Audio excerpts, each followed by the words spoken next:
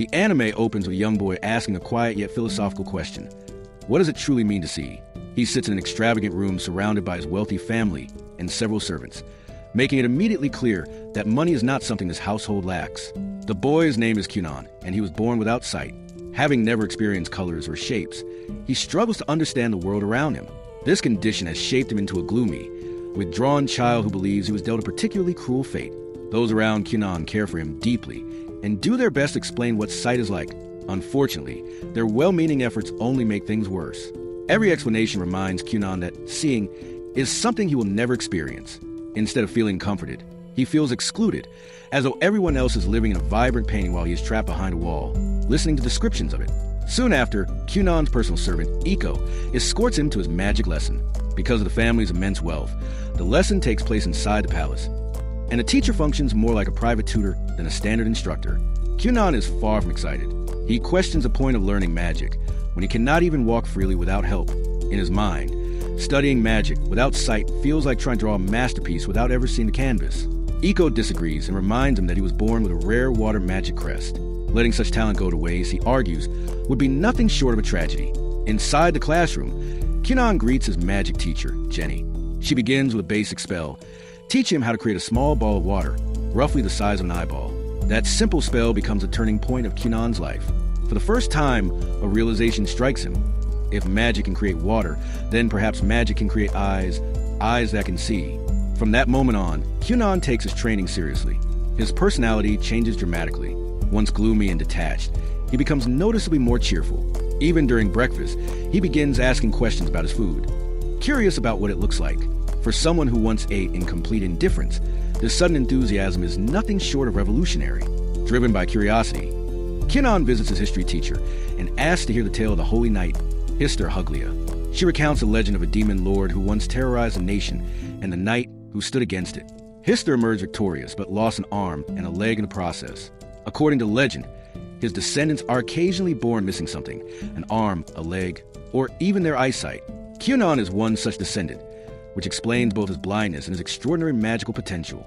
Inspired, Kyunan throws himself into training. He quickly discovers that talent alone is not enough. While he can create and divide water spheres, doing so drains him rapidly, leaving him completely exhausted. To improve his stamina, he takes up sword training, reasoning that physical strength will support his magical growth. After finishing sword practice, he immediately moves on to magic lessons, leaving Jenny to wonder whether the boy ever plans on resting. The results are astonishing. Kyunan soon manages to create 7 water spheres at once, shocking Jenny completely. His rate of growth is far beyond normal, and she begins to quietly question whether she is still qualified to teach him. The story then shifts to Princess Marika, Kyunan's fiancée. Her servant informs her that the carriage is ready to depart for her future husband's estate. Marika feels little excitement, fully aware that the engagement is political. She also remembers Kyunan as a gloomy and unpleasant boy. However, when she meets him again, she is caught off guard. Kyunan is cheerful, energetic, and even playful. He shows her a few magic tricks, quickly winning her over. The two spend time laughing and playing together, and when Marika departs, she genuinely hopes to see him again soon. Motivated by this encounter, Kyunan decides to better himself not only as a mage, but also as a future husband. He begins studying proper manners, especially how to behave around women, an endeavor that proves just as challenging as magic training. Meanwhile, Jenny is quietly panicking. Kyunan's progress is so rapid that she realizes she may soon have nothing left to teach him. What was meant to be an easy tutoring job to pay the bills has turned into a professional nightmare. Determined not to fall behind, she spent the entire night preparing a new lesson. The next day, Jenny teaches Kyunan how to alter the properties of his water magic.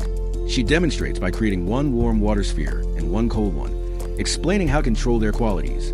To her shock, Kyunan masters the technique on his first attempt, and goes one step further by producing water that tastes like plum. At that point, Jenny begins to suspect she may actually be raising a monster and not the demon lord kind.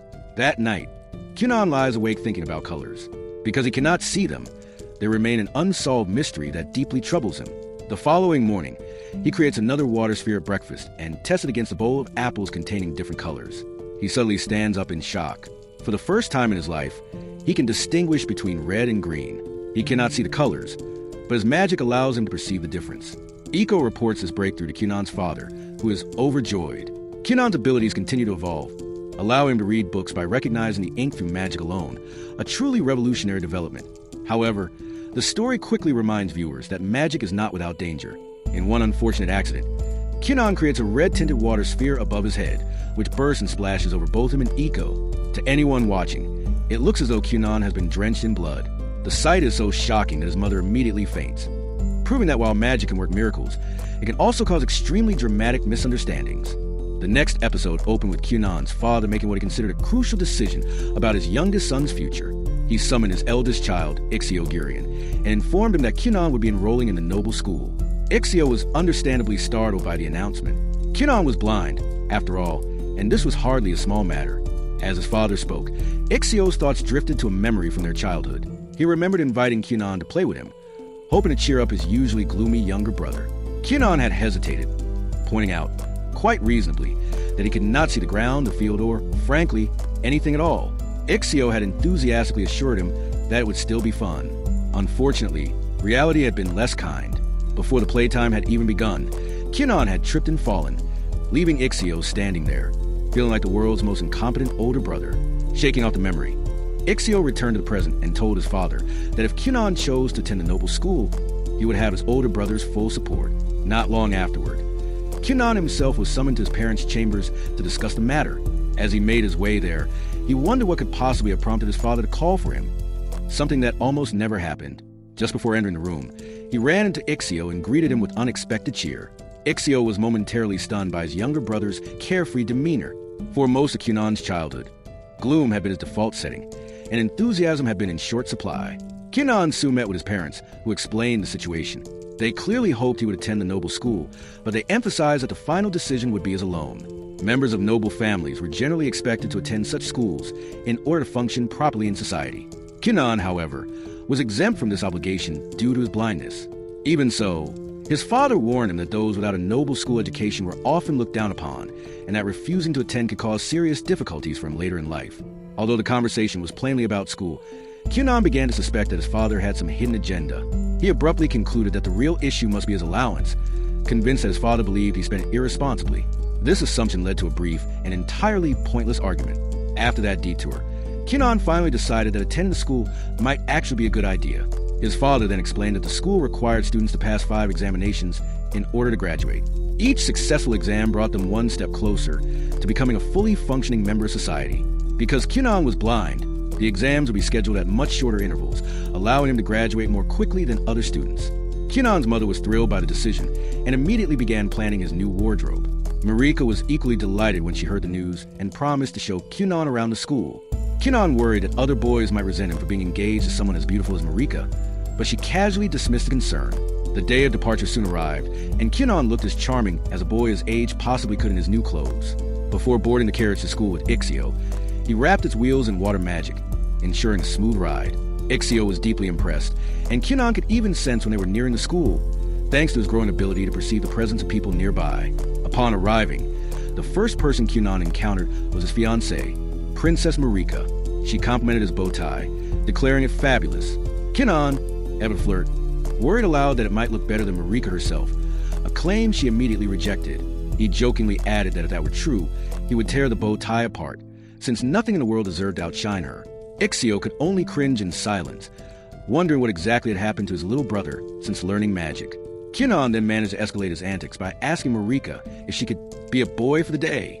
To his surprise, she agreed and took on the role of his guide around campus. During their tour, they eventually met the teacher responsible for overseeing Kyunan's education. She led him to an isolated classroom and explained that he would need to pass 5 exams. While there was normally a long gap between each one, Kyunan's exams would be held much closer together, at his father's request. Despite this explanation, Kyunan appeared completely at ease as the first exam began. He even continued chatting with the teacher during it. To her astonishment, every question he attempted was answered correctly, revealing an intellect far beyond what she had expected from an ordinary student. After a long day, Kyunan reunited with Marika, and the two decided to head to the cafeteria for a meal. On the way, they ran into Lao, Marika's older brother. As a member of the royal family, he intimidated most of the students, and true to form, he attempted to bully Kyunan as well. Ixio stepped forward to intervene, but it quickly became clear that his help was unnecessary. Kyunan calmly uses water magic to soak Lao's pants, making it look as though he had wet himself. The surrounding students quickly drew their own conclusions. Unable to bear the humiliation, Lao withdrew. Kyunan and Marika continued on to enjoy their meal together, while Ixio was left with a single overriding thought. He really hoped he would not get dragged into trouble again. The next episode opens with Kyunan cheerfully continuing his meal in the school cafeteria alongside Marika and his elder brother. On the surface, everything appears calm, almost cozy, but despite having handled the earlier confrontation with impressive wit and speed, Kyunan remains visibly unsettled by Prince Lyle's behavior. He admits that he cannot wrap his head around why Prince Lyle would treat his own sister with such open rudeness and outright violence. In response, Marika explains, patiently and with the tired wisdom of someone who has lived it, the less glamorous side of royal life. She tells Kyunan that as a ninth princess, she ranks below Prince Lyle in the royal hierarchy, which already places her at a disadvantage. However, matters become even more complicated due to her engagement to Kyunan. Not only is he a sorcerer, but he also bears a hero's scar, an unfortunate combination if one wishes to avoid attention. This engagement, Marika explains, has given her an unintentional and rather dramatic boost in status, despite the fact that she never asked for it. As a result, she has managed to turn her own brother into an enemy, and, judging by how royal politics work, he will likely not be the last. She remarks dryly that life as royalty is far from a fairy tale and is certainly not a bed of roses. More like a rose garden with very sharp thorns and no gloves. Marika then makes it clear that she has no interest in climbing the social ladder or chasing prestige. What truly matters to her is Kyunan himself. She says she genuinely likes the person he has become and cannot imagine being with anyone else. This heartfelt confession leaves Kyunan in a dazed state of happiness, as if reality itself has briefly forgotten to function. Without hesitation, he declares that he feels the same way and has no intention of ever choosing anyone else. Once his emotional equilibrium returns, somewhat, Kyunan announces that he wants to repair the bridge he just burned with Prince Lyle. He explains that he believes they simply started off on the wrong foot, and that making enemies on campus, especially royal ones, sounds like a terrible long-term strategy. He proposes apologizing to the prince and clearing the misunderstanding. This idea, however, is met with an immediate and unmistakable chill. Both Marika and his elder brother reject the proposal outright, their expressions making it painfully clear that while Kyunan's intentions may be noble, his optimism is dangerously naive. The following day, Kyunan resumes his sorcerer training under Jeannie's guidance. She instructs him to form a water ball and alter its texture using magic alone. Kyunan accomplishes the task effortlessly, treating the exercise as little more than a warm-up. Jeannie concludes the lesson by advising him to continue gathering sensory impressions from different objects, explaining that doing so will help him manipulate the texture of his water creations with even greater precision. Soon after, the long-awaited day arrives. Kyunan heads to school for the final time, as this marks his graduation exam. At the front gate, he meets Ixio and Marika. After giving Marika a pointed look, Kyunan dramatically expresses how deeply his heart aches at the thought of them parting ways after today.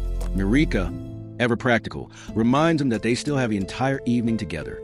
The mere thought of spending time with his future wife instantly sweeps away his gloom, as though it had never existed in the first place. Together, they head into the school. Once inside, Kyunan learns that he will be taking the exam alongside his classmates. For the first time, he finds himself in a room filled with students his own age. Curiosity spreads quickly, and several classmates approach Marika, asking her to introduce them to her fiancé. Kyunan takes the initiative and introduces himself with such refined eloquence that the class briefly wonders whether another royal has secretly enrolled. He remarks that he is relieved to see Marika as friends, admitting he had worried she might be the quiet, lonely type. He also admits, internally, that he had avoided bringing this up before out of fear of sounding rude. Marika takes mild offense and promptly clarifies that she is, in fact, quite popular. She adds that she deliberately kept her friends from approaching Kyunan earlier because she wanted their time together to remain private. Kyunan gratefully agrees, noting that he enjoyed her company more than anything else. Not long after, the exam is about to begin, until Prince Lyle makes his entrance. He will also be taking the final exam, much to everyone's dismay. In a mood as foul as ever, the prince asserts his presence with practiced arrogance, fully aware that no one would dare challenge him. He stirs trouble for no clear reason, emboldened by the silence of those around him. Although Prince Lyle knows exactly what people think of him behind his back, no one ever has the courage to face him directly.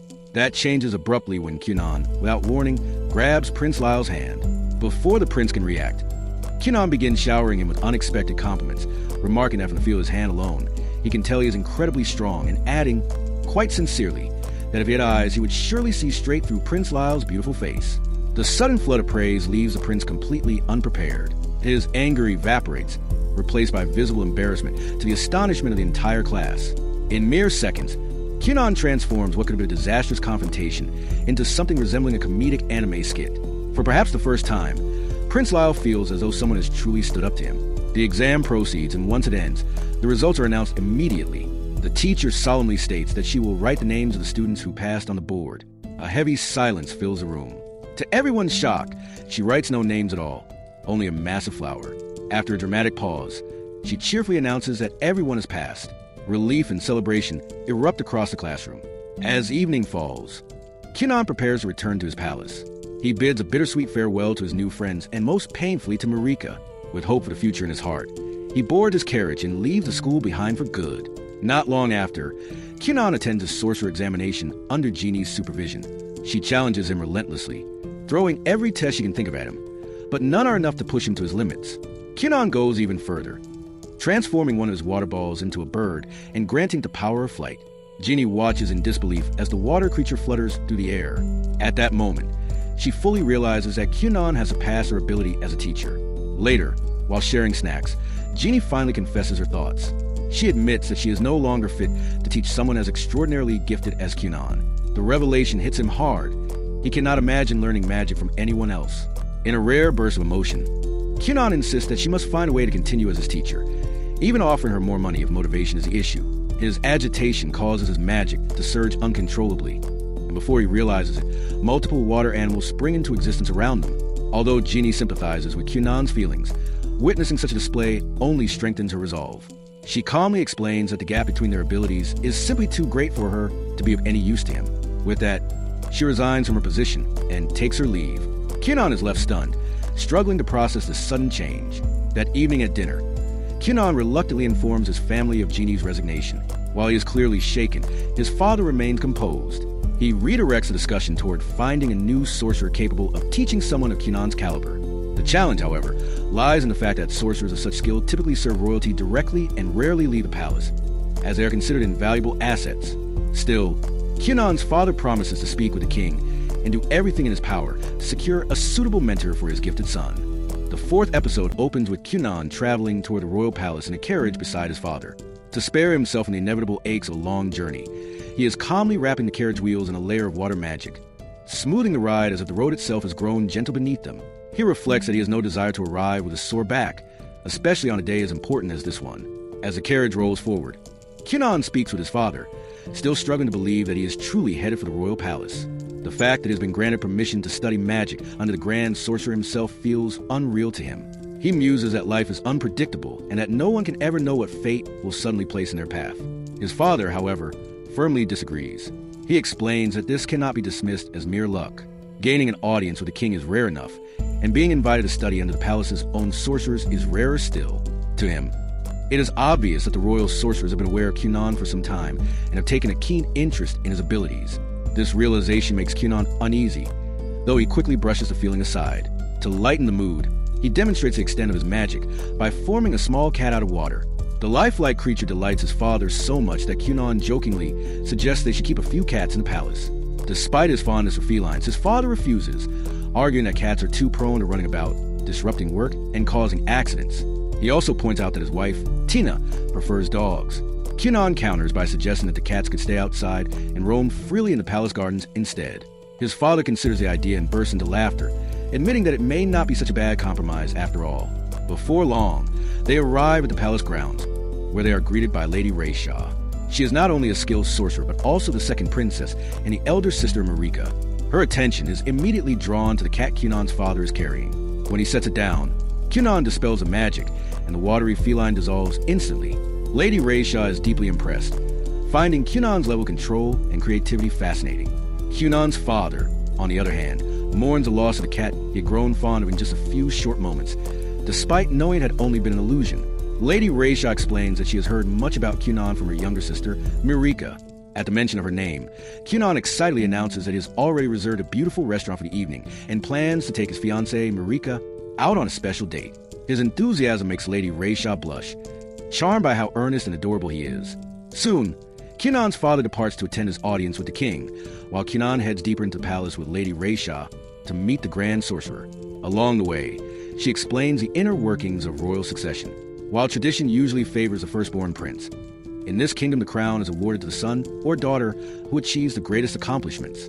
With 7 princes and 10 princesses, competition for the throne is fierce and constant. Lady Rayshaw reveals that she herself abandoned any claim to the crown in order to pursue magic, a choice that permanently disqualifies her from becoming queen. Midway through their walk, she notices that Cunon is not even using his feet, instead gliding along the floor by skating on magic. Despite her mature composure, her inner child gets the better of her, and she eagerly asks to try it herself. Before indulging the fun, she gives Cunon a grave warning. He must never involve himself with any faction among the palace sorcerers. Though the warning is serious, it comes across lightly as her attention is clearly focused on the thrill of skating. Together, they glide to the palace halls until they are eventually reprimanded by a knight, who reminds them that as royalty, they should be setting an example rather than breaking the rules. At last, Cunon arrives at the chambers of Lodimon Acthard, the Grand Master of all sorcerers in the royal palace. The Grand Master informs him that he must first pass a test before being accepted as a student. He also explains that Cunon bears a water crest and possesses a 2-star rating. There are 7 crests in total: fire, water, wind, earth, light, darkness, and foul, and each person is born with only one. Every crest is ranked by stars, up to a maximum of 5, with a higher number indicating greater magical potential. Lodimon reveals that he himself holds a 4-star crest, while both Cunon and Lady Rayshaw possess 2-star crests, setting the stage for Cunon's trial within the royal palace. As part of his trial, Cunon is introduced to another sorcerer who also bears the water crest. The sorcerer demonstrates his skill by conjuring a vast number of floating water spheres, filling the space with shimmering orbs.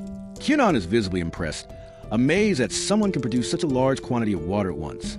The Grand Master then explains Cunon's task. He must use his own magic to draw those water spheres toward himself.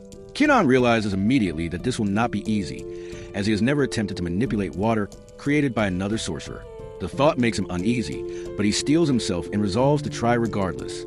Gathering all his strength, he pulls at the spheres with his magic. Despite his effort, he manages to draw only 2 water balls away from the other sorcerer's control. The attempt leaves Cunon utterly exhausted.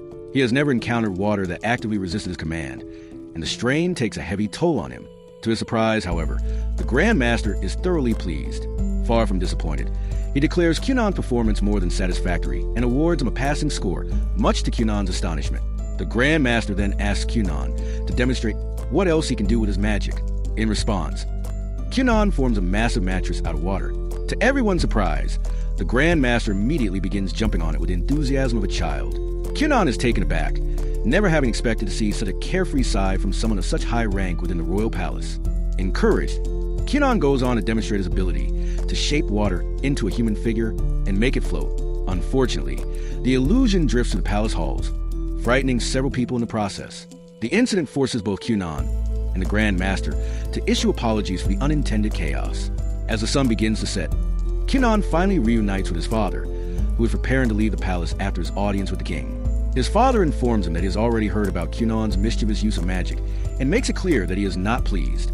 He sternly reminds Cunon that a sorcerer must always be mindful of when and where magic is used, as there is no way to predict who might be harmed or how such powers could be misused. With those words, he departs for home, with the day drawing to a close.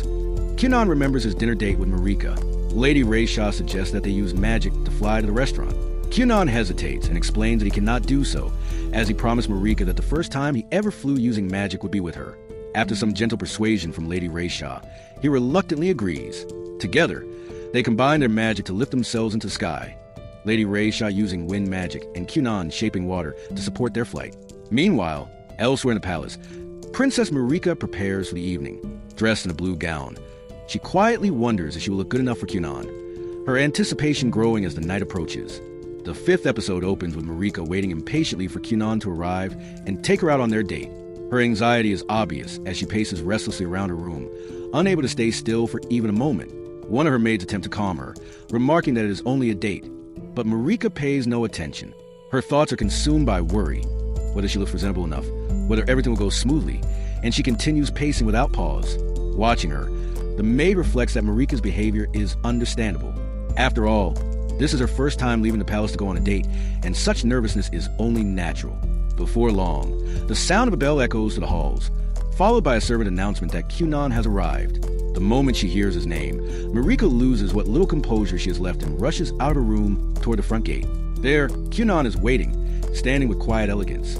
He greets her warmly and remarks that the moon looks especially beautiful that night, a fitting sight for such an occasion. Though he cannot see it himself, He expresses hope that the moon's beauty is as people describe, believing that it would make the evening even more special for Marika, who can behold it with her own eyes. With practiced grace, Kyunan takes her hand and tells her that he will escort her throughout the night. His words and demeanor cause Marika's cheeks to flush, her shyness surfacing as the anticipation of the date finally turns into reality. It does not take long for them to arrive at the restaurant, where they will be dining that evening. They are led into a completely private room, reserved solely for Kyunan and Marika, while their escorts remain nearby, ready to respond should either their masters require anything, as this is their first date. Kyunan is uncertain about what he should say. Nevertheless, he makes a clear effort to be romantic. In doing so, he delivers several metaphors that sound more awkward than poetic, so convoluted that they will require extraordinary effort to decipher. Despite this, he continues earnestly, eventually shifting the conversation to recount parts of his day. Kyunan explains that the sorcerers at the palace are exceptionally kind and deeply passionate about magic. He mentions that they tested his abilities, a trial he managed to pass without difficulty. Marika listens with genuine interest, clearly enjoying his company. She even finds his clumsy attempts at romance endearing rather than off-putting. From a distance, Marika's maid overhears the exchange and privately concludes that Kyunan may be somewhat foolish, but at the very least, he is sincerely trying to make Marika happy.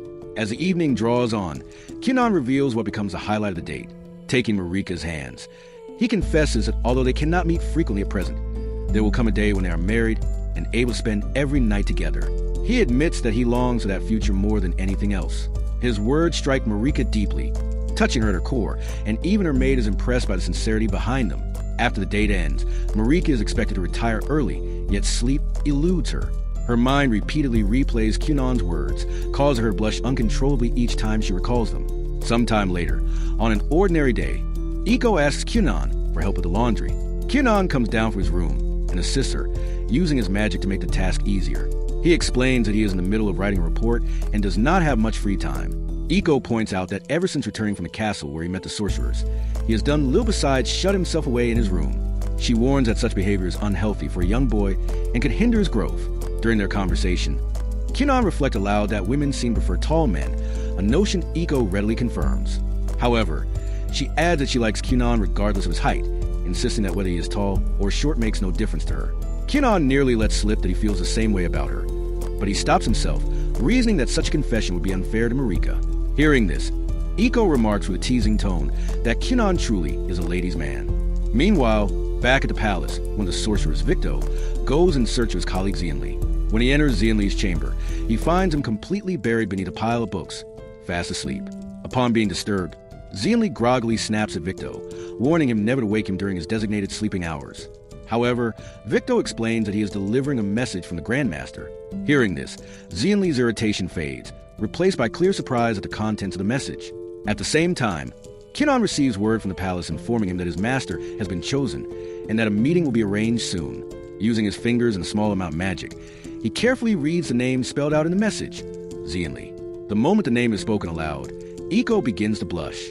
She knows Xianli by reputation and is well aware of his striking appearance.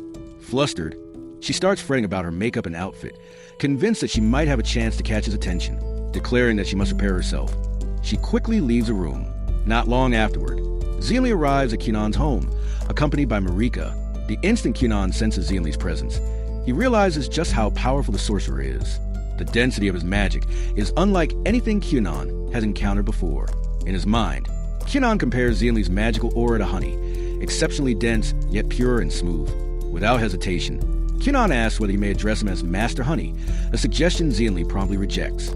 He instructs Kyunan to call him Master Xianli, emphasizing that the title Master is not optional. Even so, Xianli makes it clear that he has not yet decided whether Kyunan is worthy of becoming his student. Over tea, Xianli begins to speak with Kyunan to assess him further. True to his nature, Kyunan gradually stops focusing on Xianli and instead spends far more time flirting with his fiancée. Xianli cuts him off sharply, reminding them that he is still seated directly in front of them. He then steers the discussion toward magic, questioning Kyunan about magic circles and compound spells.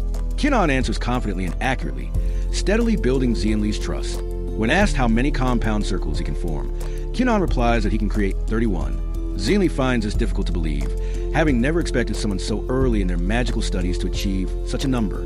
Deciding on a final test, Xianli conjures an enormous wall and orders Kyunan to destroy it.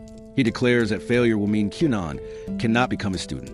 As Kyunan examines the wall and becomes confident that he can break it with ease, Xinli unexpectedly falls asleep on one of Kyunan's waterbeds, finding it incredibly soft, warm, and pleasantly scented. Rather than acting while Xinli sleeps, Kyunan chooses to sit down and enjoy tea with Marika instead. When Xinli finally wakes, Kyunan proceeds with the test. Instead of attacking the wall with brute force, he soaks it in bubble-infused water, treating it as if it were ordinary dirt. Applying basic scientific principles and clever reasoning rather than raw power, Kyunan dismantles the obstacle with ease. This unconventional approach deeply impresses Xinli, who ultimately accepts Kyunan as a student. However, Xinli then makes an insensitive remark toward Marika, stating that Kyunan's status will rise dramatically now that he is under his tutelage. He adds that unless Marika finds a way to elevate her own standing, their engagement will eventually fail, as she is merely a low-ranking princess. Kyunan immediately steps in to defend her, stating that Xinli is precisely the type of man who drives women away through his rudeness and only regrets it later. He adds that someone like that has no right to lecture others about love. Kyunan's words strike Xinli deeply, and although he wants to respond, he finds himself unable to deny the truth in them. In the end, he has no choice but to silently accept his defeat.